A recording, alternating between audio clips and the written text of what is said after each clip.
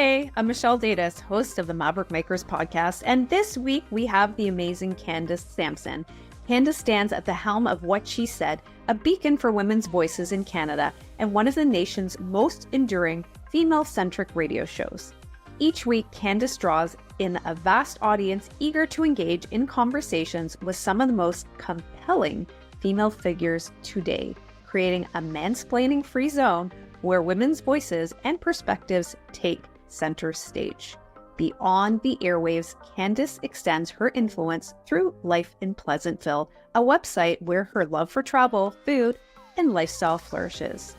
Candace is on a mission to empower women. You definitely don't want to miss this episode. Let's go.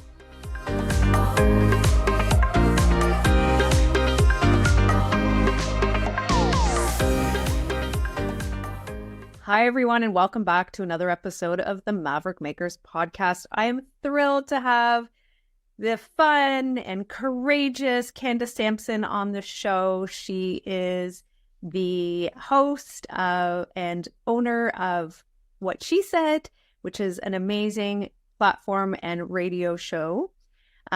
She is so many other things, which we will dive into today. But let's get started. Welcome to the show. Thanks for being here. And I know this is a bit of a switch for you because usually you're interviewing the guests. So now it's my turn and we'll see how that goes.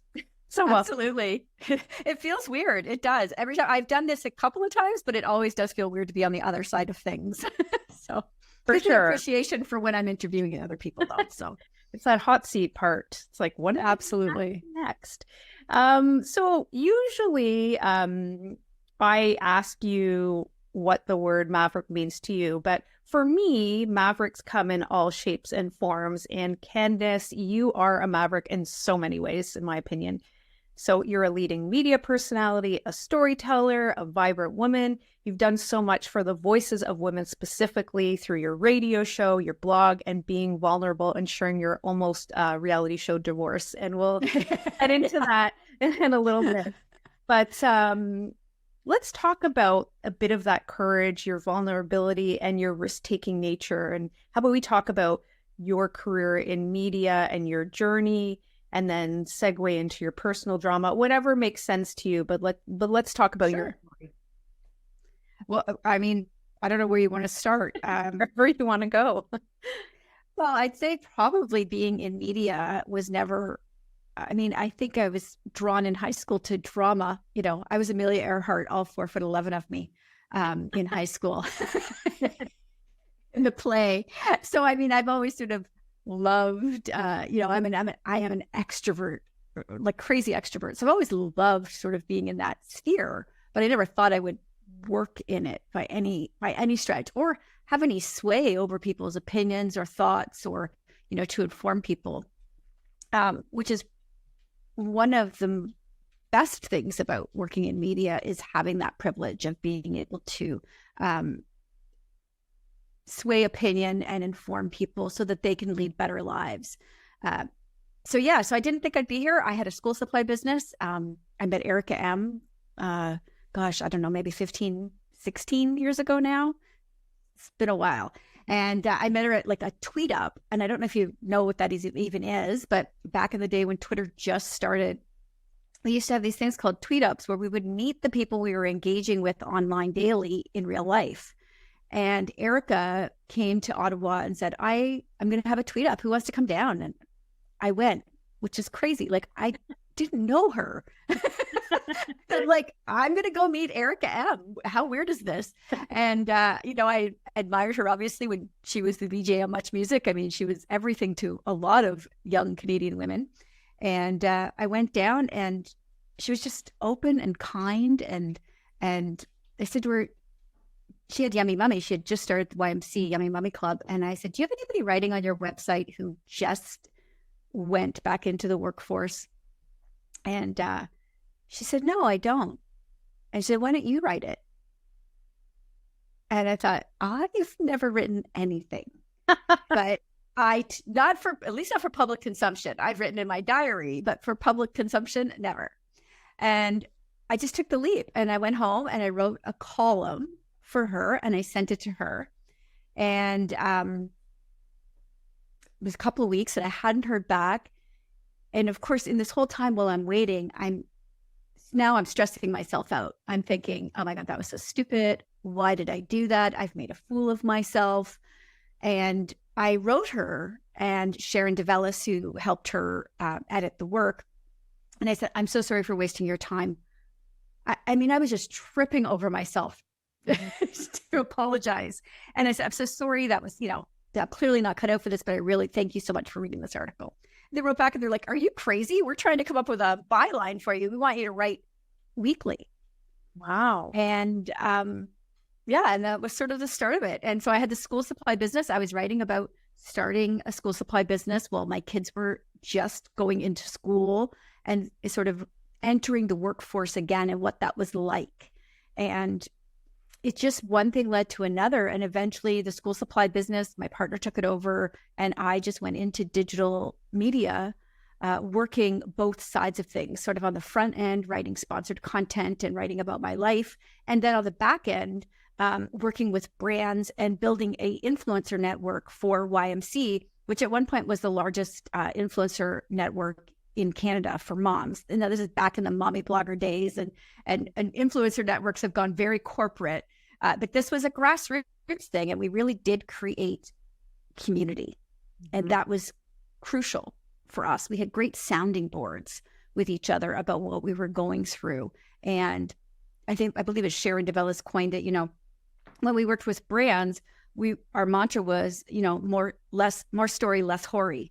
And so we wouldn't sell out, right? I mean, we will write about your brand and we will absolutely include it in an authentic way, but we're not going to write a commercial. We're going to write a compelling story that people want to read, that they walk away with informed and better for it. And so that was really important at that time because brands were just starting to see the value of working with mom bloggers. And I think Erica really had a vision for how that should look, that we shouldn't have to be sellouts and we can still work with brands and still really inform. And that was, I think that the ethos that was instilled in all of us early in that YMC journey has carried on with most of us when I look out across the sphere and see where everybody is at this point. So what happened after YMC? So after YMC, I started life in Pleasantville, and that started because I had befriended Heather Greenwood Davis. If you don't know who she is a travel writer, and she writes everywhere. She is a beautiful writer, a beautiful person, and she was going to head off on a trip around the world with her family. And I said to her, I want that life. Like, how do I get into travel writing? And I'll never forget her response because it was so funny. And she just said, duh, you start writing about travel. It's so simple. And, but you have to start somewhere. And I think that's what we all think is that we need to start at the top. And she's like, just start writing about travel. You travel all the time. So you have a blog, share there. And I did. And it just started to turn into, again, a pathway that I didn't anticipate I would be on. I was writing about travel, but because of my background with YMC, I was now again working front and back end. I was writing about travel for travel destinations and for readers, but on the back end, I was also helping companies with their messaging. So I worked with Sunwing Vacations for a while and started their own influencer network until they took it in-house. So again, another path. And then that led me to What She Said, where I was the travel expert on the show for, I think, 3 or 4 years. And then they came to me and said, we're retired. We sort of want to get out. That was 2019. And I bought the show from them. And so then now I'm here. And so now all those worlds are sort of collided again, where I work front and back end because I work with brands to help them with their messaging, to reach women. And then, of course, I'm on the front end sharing my life and talking about all the things that I do. It's amazing. So I think that's a really important lesson that we need to share. And you kind of touched on it, is that you don't necessarily have to have the experience. You just have to have like the guts. You just have to try, because if you don't try, you'll never know. But you just have, even I have to say, I fell into, my first career was I don't actually really like my second career was being a publicist. And okay, yes, I went to York for mass communications, whatever, but I knew nothing about publicity. I literally like read every single book. I like went and worked for someone. I just like started absorbing everything, but I knew nothing about anything. I know people hate this saying, but it works for me, which is fake it till you make it. And you just, Absolutely. yeah, like I know a lot of people are like, oh, I hate that saying, but it's true. Like, I think you just try. And there was another instance as well where a predominant producer who I really emulated at the time, I really wanted to be like a TV producer. That was my thing for a while too.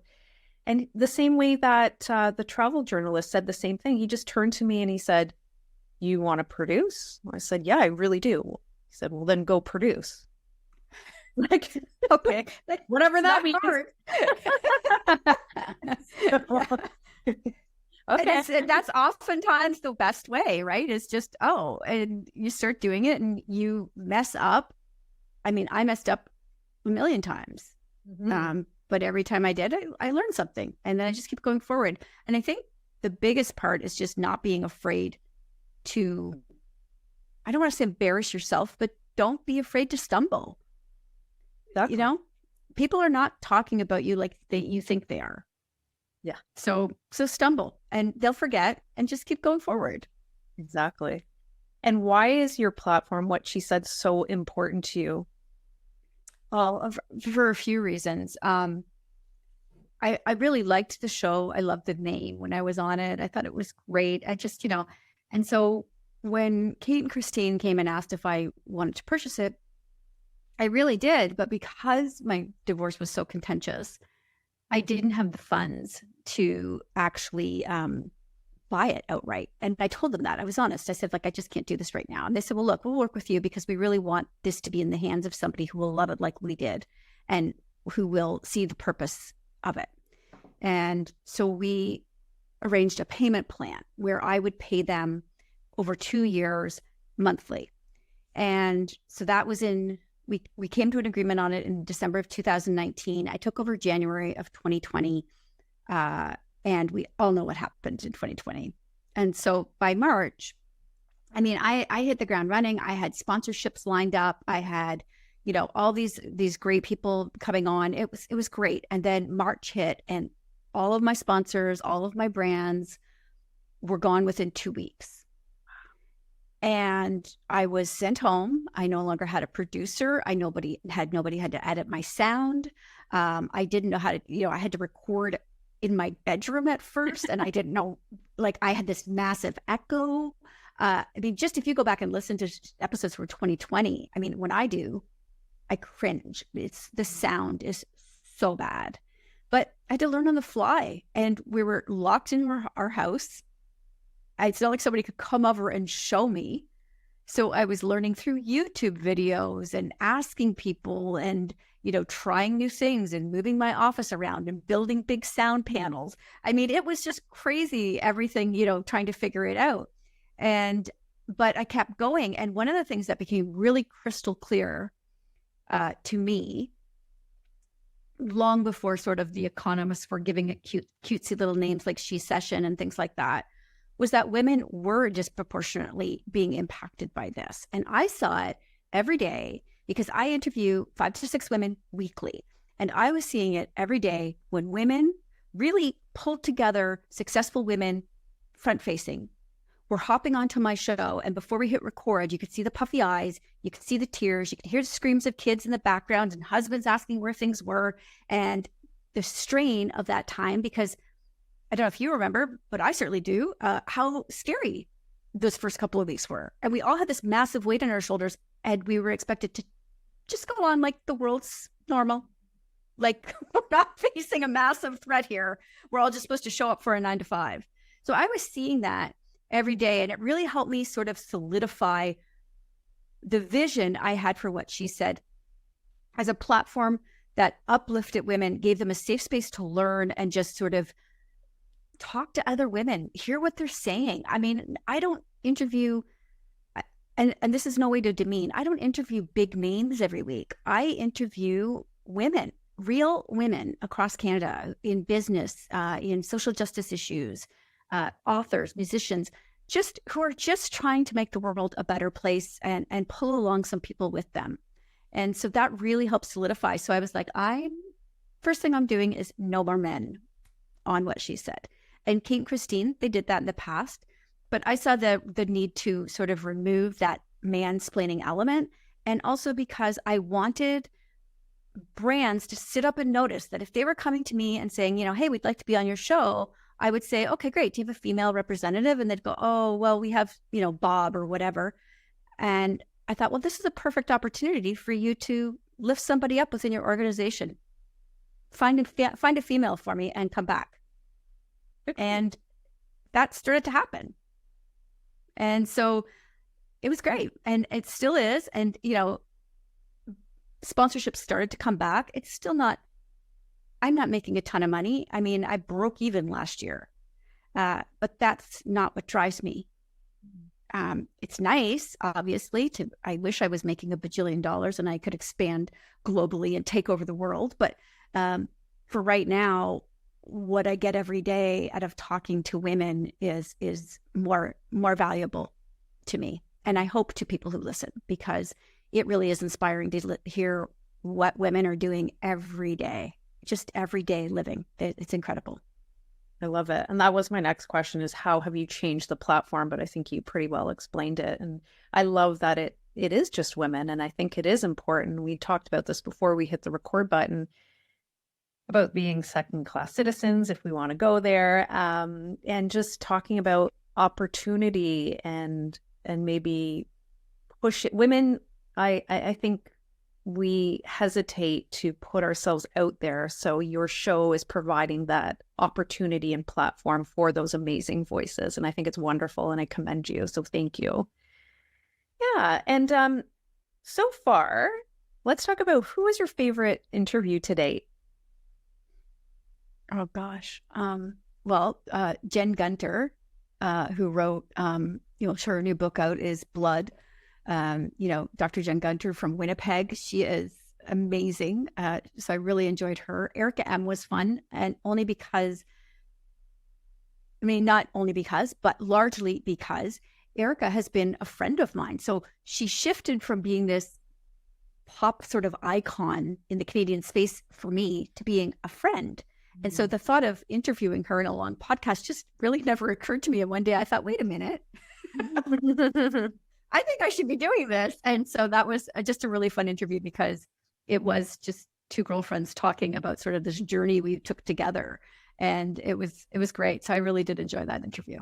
Yeah, she's amazing. And she's also, like yourself, just someone who lifts other people up. And it's such an amazing gift, and she's awesome. Where are you now in life?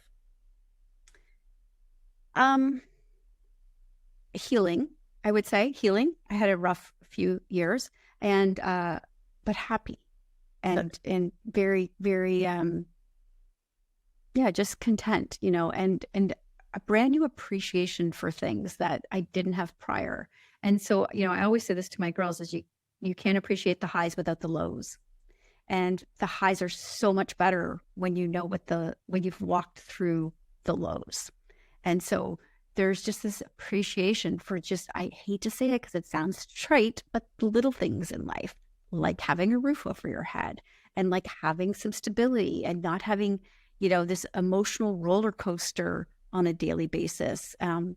So that's great. And like I always say, money is not the only way you're rich. That's beautiful. No, it's a beautiful saying.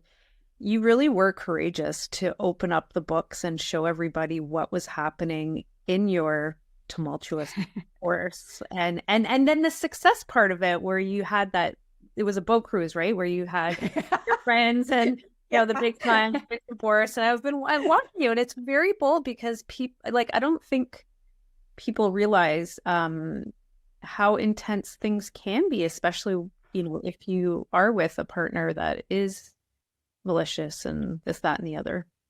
Yeah, it was a real eye-opener for me. I couldn't believe that actually this was possible. And it was, for And I wasn't public about it because like, I don't think that everything should be public. So I didn't share it. I wrote about my journey, you know, like getting through sort of the first 90 days of divorce and how to deal with the anxiety. I never really wrote about it and pulling him in, never even mentioned him.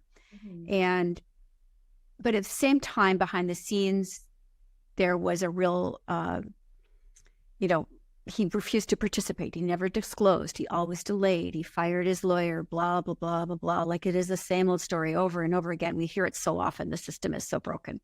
But my sort of culminated in my house being deliberately damaged to the tune of about $250,000. And that was a real kick in the head, not just to me. What really offended me was that it was taking any legacy we had to leave for our children and pissing it all away. And that just infuriated me. And that's when I was like, I'm going public with this. I'm done. So I just went on Facebook one day and I just shared it with my friends initially. And I just wanted people to really just know that this is what's happening. And through that experience, I thought, oh, like, look at me, the poster child for like a crappy divorce. And it turns out I'm not. I'm just one of thousands that this happens to on a daily basis, this sort of thing that happens through divorce. And that was a real eye-opener for me to see just how terrible the divorce court system is. And it's not getting any better, I'm afraid. The system is very broken. And I think you probably provided a safe space for women to realize that they aren't alone.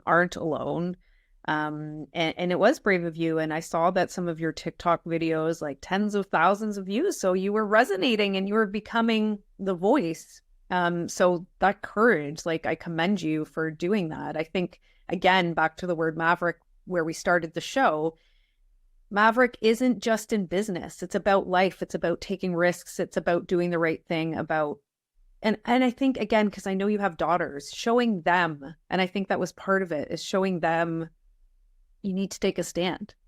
Absolutely. That's 100% correct. You know, there was no way I was going to curl up into a ball and take that. That would have been a terrible example. And there was just no way I was going to do that. So that is why I went very public with it. But to your point about, you know, the TikTok videos and all of that, you know, there was a moment in time where that was sort of an opening. I could have really ran with that, built a huge following. But would I have ever truly been divorced? And I don't want to spend the rest of my life talking about that. That's not going to move the needle. There are other things we need to be doing to move the needle. We're watching women's rights being pulled back around the world right now. So we need to be looking at bigger things. And I didn't want to just spend the rest of my life talking about my shitty divorce. And that is the problem with a lot of the social media platforms, is that they push you into a niche. And I can't do niches. I don't know anybody who can live as a niche. And so I pulled back on that side of things because I could see that I was being corralled into that space, and I certainly didn't want to stay there. Yeah, and that's not what you're about. Back to empowering women, and like that's counterintuitive, right? So it's like, yeah, you want to tell the story on the other side of it. So it's not, you had crazy struggle and you mentioned it and you wanted to voice that because it was about justice being served and 100% you, but it was about the other side, the success of what you can continue to do and build your story. And I think that's amazing. Okay, so what is your motto in life? I think you said something before, but is there a specific motto that you have? I don't have a motto really, but you know, it's funny. I did a podcast with Shannon Talbot. I don't know if you're familiar with her. She wrote a book called Breaking Free. And one of the things she talks about in that is, you know, what the question she asks herself is, will it kill me? Wow. And I said to her in the podcast, I do that. But I said, I'm a little bit different because she, for example, wouldn't jump out of a plane. And I would say, what are the odds I would get killed jumping out of a plane?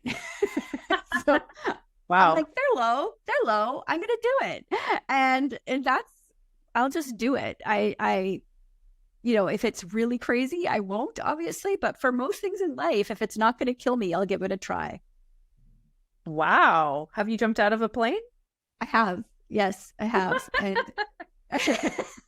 Good for you. I did it for my 50th birthday. Amazing. And you're alive. And I'm alive and I made it. It was great. And I mean, and that's not to say that like horrible accidents can't happen. Right. And I knew that fully going in. But for me, it was just a real push the boundaries, keep me on my toes. I don't want to age into fear, which I think a lot of people do, is they start to get fearful of taking risks and doing things. And I want to constantly be pushing myself to not do that. Yeah, that's a great lesson. What do you think your biggest Maverick move has been to date besides jumping out of a plane? I would say probably going public with my story, because I really had to, put up with a lot of judgment and pushback from people who are just terrible people. You know this, right? It's like, oh, well, it takes two. And I'm like, actually, no, that's bullshit. It takes two for a marriage to end, but through the divorce process, it only takes one. And so I did deal with a lot of that sort of pile on from other people. So I think it was good though, because I think I did give a lot of, I received a lot of messages privately from people thanking me for sharing my story and for giving them the courage to go forward and continue with the path that they were on. And I do have people reach out to me a lot and ask me behind the scenes, I'm going through a divorce. What do you recommend? And I will happily talk to anybody and say, listen, here's my thoughts. This is what worked for me. I kudos to people who go through these very lovely, conscious uncoupling moments. I think that's great. But there are lots of people who don't get that. And so you have to have sort of a plan to do it, to save your sanity and not get sucked in so that you go back and forth with them. I never did that. Well, that's amazing. And that's very kind of you to do that. We're going to flip into our lightning round. So that's some fast fire questions that I'm going to ask. Okay, there you go. Here we go. All right. Lake or ocean? Ocean. Yes. Every time. Ocean. Amazing. Lover or fighter? Lover. Absolutely. Hate fighting. Beautiful. Are you a breakfast person or a dinner person? Dinner. Yeah? Yeah. I will go hours. Like I'll go hours every morning without eating. But I love dinner and I love cooking. So that's to me is a big one. Awesome. Favorite musical era or genre? Oh gosh. I mean the 80s. I mean, I'm a baby. So I mean, and again, I'm doing it like I'm being kind of an old fuddy-duddy. But I mean, and I love today's music. There's so much I love in today's music. But I will oftentimes listen to a song from the 80s and go, they just don't make music like this anymore. And then I think, oh, I sound like my dad. When he talks about the 60s, right? But yeah, so yeah, 80s. I agree. I'm with you. Who do you emulate or who is your inspiration? Oh, gosh. I think, my girlfriends are really incredible. And I love them all so much. So yeah, I think that's for me who they're my North Star. And just because they're kind people, they're just good people. So it's not anybody big or famous. It's just the people that are surrounding me. And yeah, I'm really lucky. I'm getting teary. I'm really lucky. I have a really amazing group of friends. Yeah. Amazing. So those were the boat cruise party. Yeah. Yeah. Amazing. Yeah. The ride or dies. They're fun. And everything is always just, what are we doing next? And so we always have something in the calendar to look forward to. And I think we've all sort of come through the being a woman, that natural progression where you go from, sort of being each other's competition to being each other's, best supporters. And that's where we're at now in our life. I love it. That's awesome. What advice would you give to a woman struggling with divorce? Reach out to other women. I think the best thing I ever did when I first got divorced, within like a week, I sort of sought out all my friends on Facebook. And I say this like friends, I'm putting in quotes because they're not, your besties, but you know them. I reached out to all those women in messages and said, hey, do you have any advice? Do you have any tips? And Sarah Gunn, who is an interior designer, she's on Cityline TV. I reached out to her because I remember she went through a very contentious divorce. And one of the things she said to me just really resonated. And she said, just remember that you are no longer married to him, and you do not have to play by his timeline or his demands anymore. And that really stuck with me. And I was so glad that I did reach out to her and get that advice, because that was a very empowering moment. So yeah, just reach out to people, find women who have been there before you, and take their advice, or don't, but just open your mind and listen to what other people have to say. Great advice. How do you want to change the world? Well, I'd like to see women running things. If we could get a complete matriarchy, that would be amazing. But for now, I will accept that we stop rolling the clock back on our rights and continue to advance our rights. It's very frustrating seeing the world that my daughters are inheriting as less empowering for women. They have less of a future, I think, right now under what we're seeing when it comes to women's rights. And that really infuriates me. And if people think that's not happening in Canada, they're not paying attention, because that absolutely is happening here too. That's a whole other podcast we need to. It really is. It really is. Yeah. My goodness. What's next? I have another website that I'm planning and thinking about. More of a business. I think about transitioning what she said into more of a media company. I don't always want to be at the front end of things. We get tired of, so I'd like to be more behind the scenes, I think, going forward. So, but for right now, growing it and getting on more radio stations, growing the podcast element of it, bringing in that third website, which sort of works with what she said in Life in Pleasantville. Yeah, that's where I'm at right now. And I'm off to Ireland on Sunday, so that's very exciting. Oh, that's fantastic. Well, enjoy. That's amazing. Thank you. Wait about that. Well, thanks so much for your time and being so open about everything and sharing your journey. It was so great and empowering to listen to, and I can't wait to see all of what's next come to fruition for you. So thank you again. Thank you so much for having me.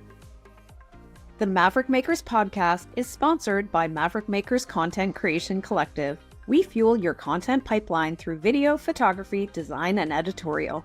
Let's connect to your audiences and make more sales. Learn more at maverickmakersco.com.